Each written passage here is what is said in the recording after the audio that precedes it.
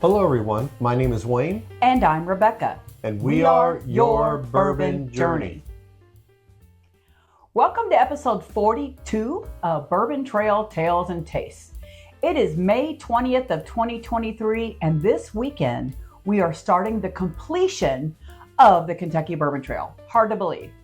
But we are in Lawrenceburg, Kentucky. We're not at a distillery. We're actually at the station master's house of Wild Turkey because they were shut down the entire time we were doing the Bourbon Trail. Yep. And we waited until the very last weekend, hoping beyond hopes that they would open. And that did not happen. So we went to the station master's house where we could get some memorabilia, get some bottles, get our book stamped, all that kind of stuff.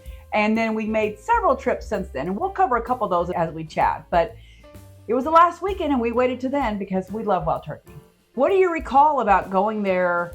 It was raining. It was raining, outdoor bathrooms, Yeah. praying that I didn't slip when I went in to use them. What I remember was walking into the gift shop, which was pretty good and pretty decent amount of stuff. And this gentleman came walking up to me and I was wearing a hat that's DSP KY17. And he asked me, what distillery is that? And I said, that's McBrayer. The 17 was more of a regional number at that time. The numbering for the state is different, but that was the number that I'd asked Bill about, Bill McBrayer. He said 17. So I created a hat. Bo looks at me, he goes, well, I know Bill.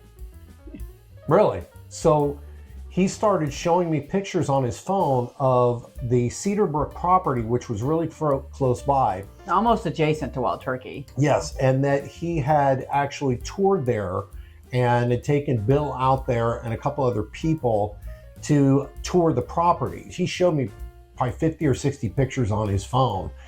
And I ended up taking a picture with him. I didn't realize who the guy was, that he was some like massive rocker that had played for years and stuff like that. Yep. You know, he didn't come off like, No.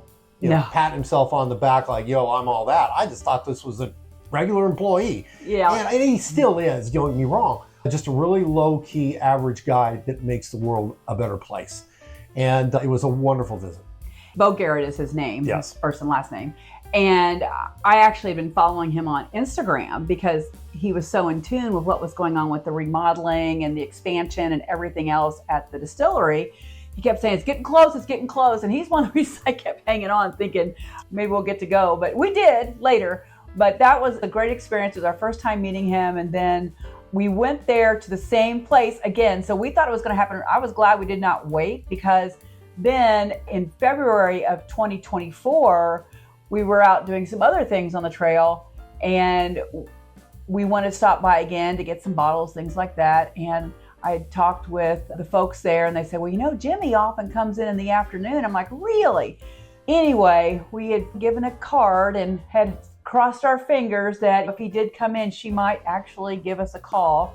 And I'll be darned, she did. She's like, here's the code, he's here. I said, okay. And we drove very quickly back to the station master's house. And sure enough, there he was sitting there with his wife, Doretta. And we got several things signed. And it wasn't very busy that day. No. So we actually stood there and talked to him for probably 45 minutes. And he pulled this book down and he had Bo go get it, as a matter of fact. Yeah. And he was going through it and showing us pictures of McBrayers again. So it came up again and just meeting them and talking with them. And finally, after all these years, to finally get to meet Jimmy Russell was pretty amazing. So we had two really amazing experiences at the station master's house.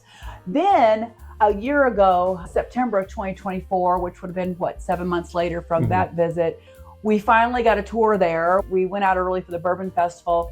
And I'll be darned, we booked the Born from the Barrel tour, which is all about Russell's Reserve. And so that means you go out to the oldest Rickhouse A. And guess who our tour guide was? It was Bo Garrett. I'm just telling you. So that was pretty amazing that happened the way it did as well. We feel very connected to Bo. He's a super great guy. And everybody at Wild Turkey has been so nice. But that tour was really fun. I mean, we took the little bus out to Rickhouse A, and it's just such a beautiful, just to look out over the grounds.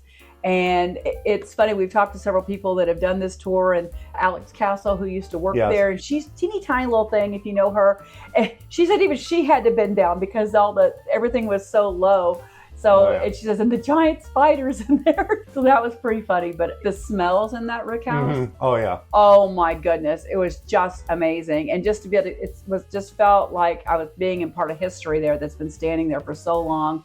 And, the smells, the aromas, it was fabulous. And then we came back and had a full tasting of all the Russells, which at that time included the Russell 15, which we were very excited about. We had never tasted it at that point. We'd never seen it. So I don't know if you remember anything else about that or those 3 visits there.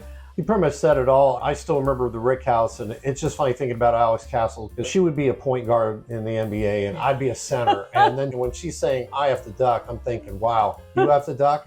Especially when they're doing inventory and stuff and checking barrels. I'm walking through the thing like an old man on a crutch, looking for a quarter he dropped on the ground. And it's short, but the aromas and everything, I remember that. I remember Bo taking us outside, showing us the area where one of the buildings, small little buildings had been built. Gosh, I can't remember what it was off the top of my head, that was from the previous place before Wild Turkey, whatever the previous name was. But anyway, it was a fantastic time. We've had multiple visits there. And more since then. Yes, and more detailed trips as well. Right now, we're going to talk about a couple bottles that it has been quite a while since we touched, because they were very small, as you could see. They're 375s. And Rebecca is going to talk to you and tell you about what these bottles are. Yeah, so this is part of the Baron series, and there's 3 of them. We only have 2, and we got them that very first visit. We had never seen them before. We did not know anything about them. And so we were pretty excited to try them, and we have drank from them quite a bit. So we'll start out with the first one and tell you a little bit about it. And real quick, if memory serves me right, they brought in a box of them that day, and they were talking about the fact they had found like 6 more cases of these bottles. And we didn't even know we had any more. And the minute we heard that, it's like, we at least got to get a couple. We didn't even taste them. And this is from batch 1, and this is batch 2. So this is a very historic one because it's batch 1. So, and I don't know how many batches they've done. I did not research that. But let me go ahead and tell you a little bit about the first one, and then we'll do a little tasting of it, because we haven't had that for probably 18 months or so. It's been a while. Yeah. So just a little bit about Bond and Lillard. They were pre-Prohibition.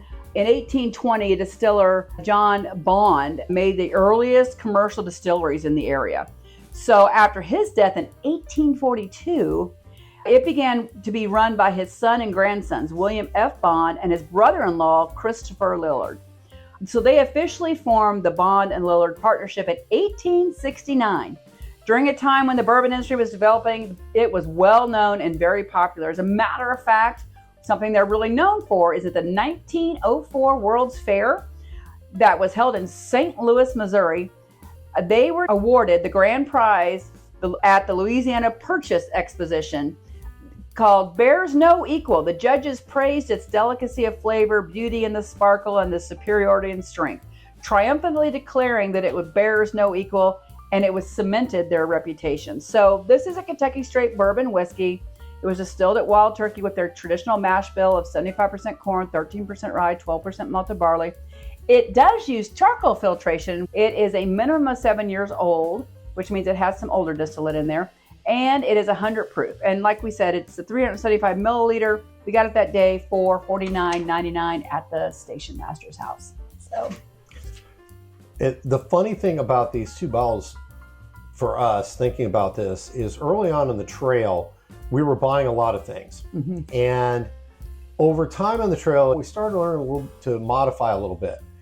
Cut back a bit. This is the one time that I could think of where I wish this had been one of the first places, because we probably would have bought like 30 of these bottles and they'd be all over the room, and because we would have been, oh, cool. We didn't even buy a backup of them. No, and part of that really was kind of, we were at the end of the trail. Yeah, and you're oversaturated, and we didn't think about, we were really caught off guard, but at least we were smart enough to at least get a bottle of each.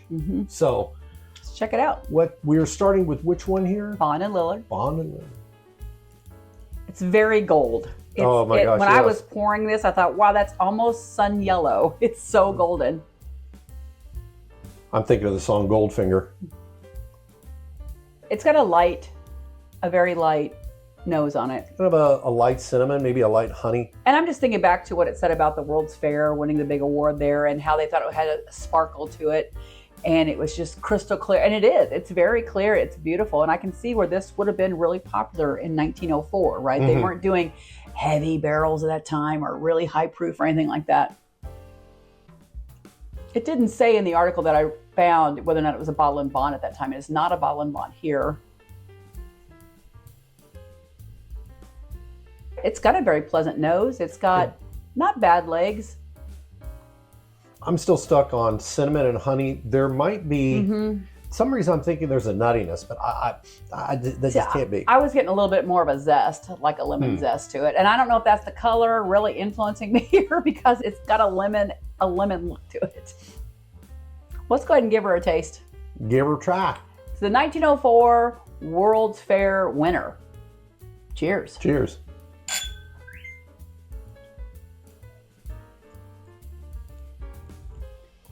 I feel like it has more happening on the palate than it did on the nose. I think there were some of the things that are lining up that I got on the nose, but let me do this again. I'm still getting, I'm getting lemon zest on the palate. And that's highly unusual. I get orange much more frequently than lemon. On the palate, for me, I am getting that in the front. I'm then getting a little bit of a cinnamon with it. There's a very, very, very slight sweetness. I don't want to say it's honey. I don't even know if I can describe what it is. There's just a slight sweetness. But I'm feeling like it's a light vanilla, and because that's complementing with the lemon for me. Vanilla goes with just about everything, but it's complementary because it's tasty. And it is 100 proof, and we don't do a lot of 100 proof things, but wow, I think it has a lot of taste. I can see why we hit that bottle a couple of times trying it out. It's pretty good. It has a very nice, pleasant finish as well. It's warm. It's not hot in any way, but it's just warm and pleasant, I think. The mouth feels interesting for me because it's almost a little grainy. Really? It doesn't have that smoothness, but I kind of expect this if they're going to type this after a release from 1904. I wouldn't expect it to have one of these modern sort of finishes. I would expect this to be a little different. But it is charcoal finish. Typically, charcoal finishing, like they use in Tennessee, will pull some of the flavor away and pull some of the bite. So that's probably why we're not getting a lot of bite on the finish, is my guess. But the lemon zest note, I'm just digging. I'm saying that's pretty interesting. And I don't think you've talked me into this. To me, it's definitely there on the taste. It's the lead. Totally the lead. It's pretty good. I'm enjoying this. Yeah, well, let's go ahead and talk a little bit about the Saffell and see what made this one a baron of whiskey. This bourbon is named for William Butler Saffell, a distiller who was active in the late 19th and early 20th centuries. He was very successful as he started distilling as a teenager and built his own distillery near Lawrenceburg in 1889. He was known for his sour mash Kentucky whiskey and considered a prominent citizen in the community. Like so many others, he was a victim of prohibition. The W.B. Saffell Distillery continued to operate after its founder's death in 1910, but of course was shut down by national prohibition in 1920. It was never revived until Wild Turkey did this. So again, it is the same mash bill. It is a blend of 6, 8, 10, and 12-year-old bourbons. Its proof is a little warmer at 107. Again, it's a 375 milliliter bottle. Same price point of $50, and got it the same day at Wild Turkey's Station Master House. It's interesting, and it doesn't have all that filtration and such in it. We'll see how this one looks. It's a little darker than the first one. Even in the bottle, it looks quite a bit different. And it's more of a dark gold, whereas this one was almost like a honey sunflower thing going on. Well, just looking at the bottles back here, this one is definitely darker. It's no doubt. Yeah. Oh, I like the nose. Yeah, this one has, I would call it more familiar bourbon nose to it. So there's a brown sugar in it. There's this, maybe a vanilla. Ooh, you get too close, you get the alcohol. Yeah, those are the two things I'm getting. Yeah, it's brown sugar, vanilla. Brown sugar and vanilla, not a bad thing. A little bit of cinnamon. I think that's what the baking spice is wafting up a bit for me. The legs are not bad. I think they might actually be a little heavier than the first one. I would agree. I didn't get too much on the legs. Even now, looking at it, I didn't get too much. Well, to Saffell, cheers. Cheers.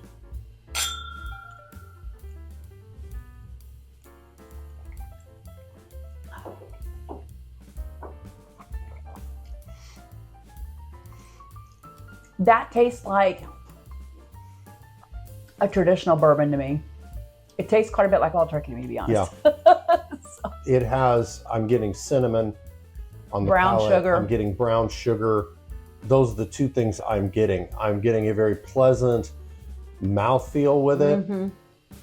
Those are the two things I'm getting right now. I want to try it again because I'm just curious. No, I agree. It's very much cinnamon and brown sugar. It's really nice. A lot of times for Wild Turkey, I do get that little sour note sometimes on there. I'm not getting that here, maybe because this was so lemon forward that I'm not picking it up on this one. Now on the nose that time, as I was taking a sip, I got a little bit of a lemon hint. Well, there is a zestiness, I think, toward the back. Yeah, it's just in a different position. It's definitely in the back. I would probably say it's a lemon. Yeah, it seems still like it has lemon. a little more bite than say an orange. I agree with you that this tastes more like a traditional Wild Turkey than certainly the first one. Well, and considering the fact that it's 107 proof and it's this blend of 6, 8, 10, 12-year-olds, it's, I'm going to be honest, it's got a little bit of that taste of the 8-year. Oh, yeah, the Wild Turkey 8? Because it's got some age to it. So it's got a little bit of that hint of age on it. I'm not getting like strong barrel notes, but it's got some of that familiarity to me. And it doesn't have the clove aspect. Clove, I believe, is a lead in the 8. I agree. But there are components with this. That's a good call. Like this one. I felt like I'd never had that before, though we've obviously had that before. But this one felt like, wow, this is part of the family. Yeah, it's like an old friend. We probably had this quite a few times. So it's kind of funny. It's kind of like an old friend that walks into the house and you're not worried about stealing the silverware and leaving. Yeah. I think it's got a really nice long finish. It finishes a little bit longer than the Bond and Lillard, but it's not hot. But it's got that cinnamon just wrapping its arms around you as it just sits there, which is very pleasant. I like it. I am getting some barrel notes on the finish, so I'm getting a little bit of char note. I'm getting a little bit of pepper as well on the back, now that I've hit it for a third time. I'm actually honestly surprised, based on the taste, that that bottle's not empty.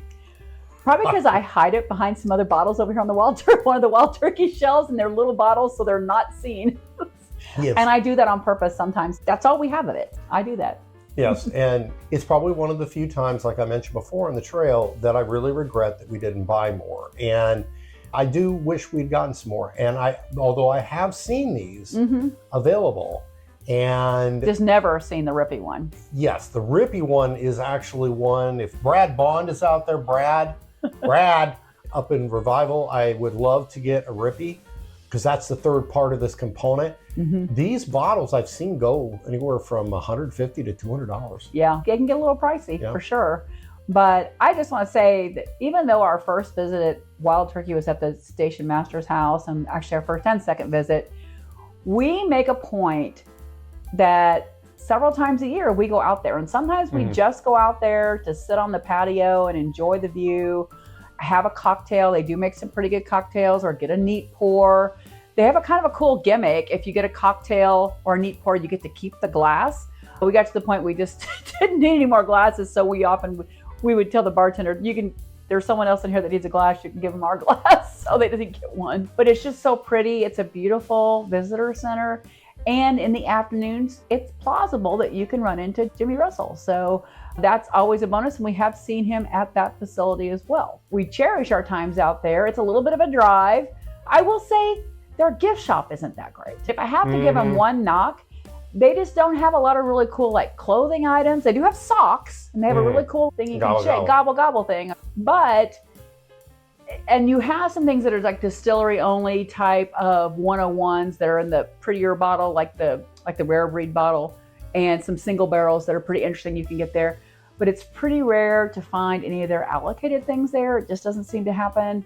And clothing wise, I've gone in there just dying to buy a t-shirt, and they either have nothing but 5X's or extra small. So it's just really challenging. You mentioning all this, and I've really wanted to do this, and we've talked about it off camera, is we have a decent amount of stuff from Wild Turkey. I'm an eBay junkie with certain things, and I have found a lot of things on there that honestly would be very easy for Wild Turkey to bring back and sell. And I think we're going to have to do an episode that might take a few minutes to show some of the things that Wild Turkey could bring back and people would buy. Oh yeah, and we won't share that today because we'll wait for that time. Yes. But yeah, I love this tasting. I love revisiting this, and we can't wait to get back to Wild Turkey again. So as we wrap this up, I will lift up my Wild Turkey glass. Cheers to everybody at Wild Turkey. Thank you for the opportunity to try your stuff and visit your place, and you've always been kind to us. Bo, really appreciate you. Your cousin Jagger, appreciate you. The Russells, Jimmy, we've met. The others we haven't met yet. We hope to in the future. If you like what we do, hit the subscribe button. Always remember to drink responsibly and have a great day. And for today, gobble, gobble, gobble. Drinks at Wild Turkey. Cheers. Cheers.